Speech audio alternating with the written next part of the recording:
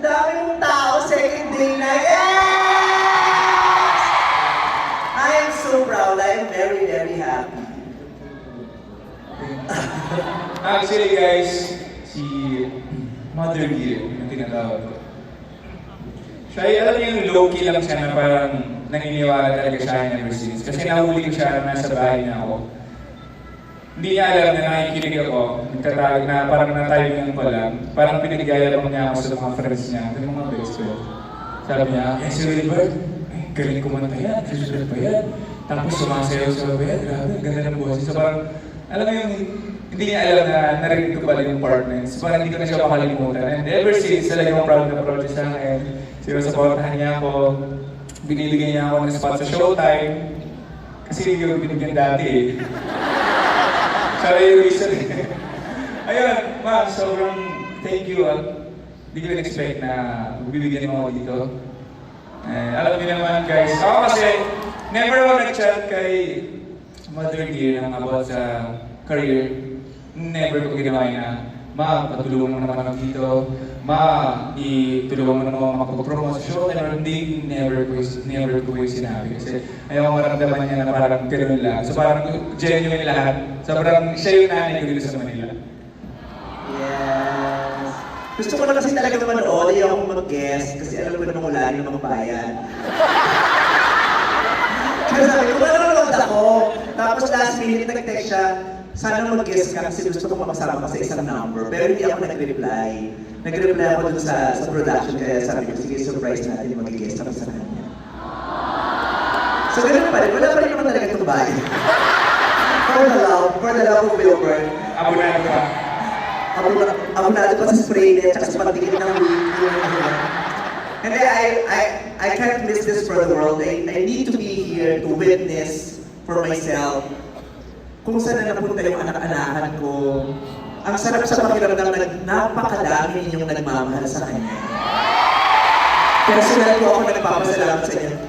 He has been waiting for this moment.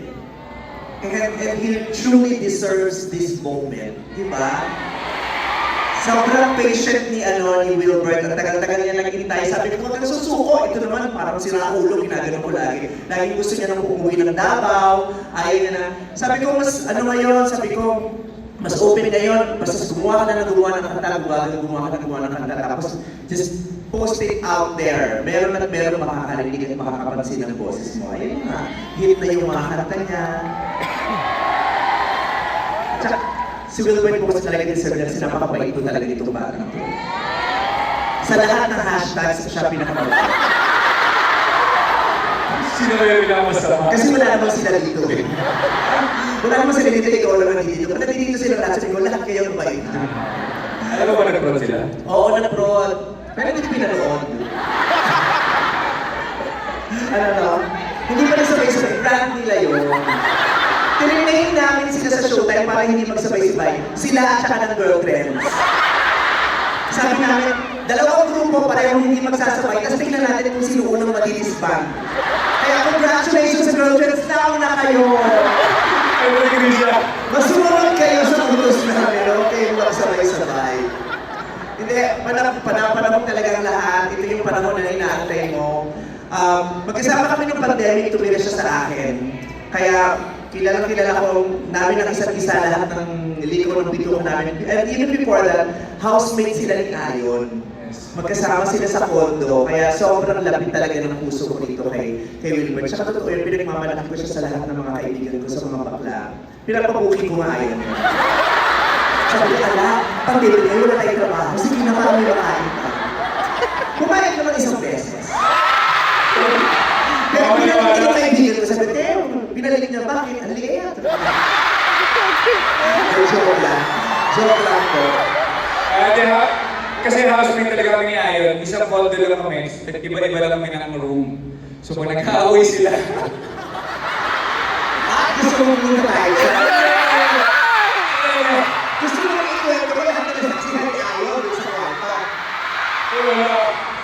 Pero ito yun, pag meron kaming tampuhan ni Ayon, sa kanya ako tumatawag kasi sa kanya din pumupunta si Ayon. Siya ang, di alam niya yun, siya ang mata ko. Siya ang buhay na CCTV, si Wilbert. Na, yung loyalty niya na sa akin, wala kaya yun. At the end of the day, Kaya, maraming salamat. Hanggang ngayon, buo pa rin yung, ito yung industry ko. Oo, pwede yun. Buo pa, hindi pwede, kahit pinagawa ko na, pero buo pa, kasi hindi ako ng pangalawa. Kasi nung nakatira siya sa akin, syempre wala namang ganap, bulong kami sa bahay, di ba? Nakikita niya lang na nagmamadyong kami lagi, yung mga kaibigan ko. Tapos, yung sa lamesa na kami nagbabadyong, halo-halo kami ganyan. Tapos, nung natapos yung pandemic, dumami siya ng, dami niyang racket, tapos bigla siya, dami niya ng pera, tapos biglang dumating siya sa bahay. May dala siya yung niregaluhan niya ako. Yung madyong table na pinipindot, tapos hindi mo nahahaluin, yung lumalabas na eh, ang mahal-mahal nun. Sabi ko, bakit ako pinigyan na sabi niya? Kasi nung nagmamadyong ka, nakita ko kung gano'ng mahirap nagmamadyong ko yung sa lamesa lang, yung mano-mano. Sabi niya, pag nagkapera daw siya, ibibili niya talaga ako. It's really my baby, kaya congratulations, I'm the happiest. At maraming salamat po sa inyo lahat. At nakikiusap po ako, ipagpatuloy niyo po ang pagsuporta niyo kay Wilbert. Wilbert is just pure talent. It is pure talent. Napakarami niya kaya gawin. Naluloko na nga ako, pupunta siya sa akin kung ano-ano binibigay niya. Magpaparinig siya ng bagong kanta, magpapanood siya ng music video na siya gumawa. Minsan, bibigay siya sa akin libro. Nung huli, comics naman. Sabi ko, nakalaputan, dahil mong ginagawa. Comics naman ngayon. Lahat kaya niya. Kaya, supportahan niyo po siya. Deserve niya ang pagmamahal niyo. At deserve din naman po na marinig at makita ang talento ni Wilbert. Congratulations sa inyo.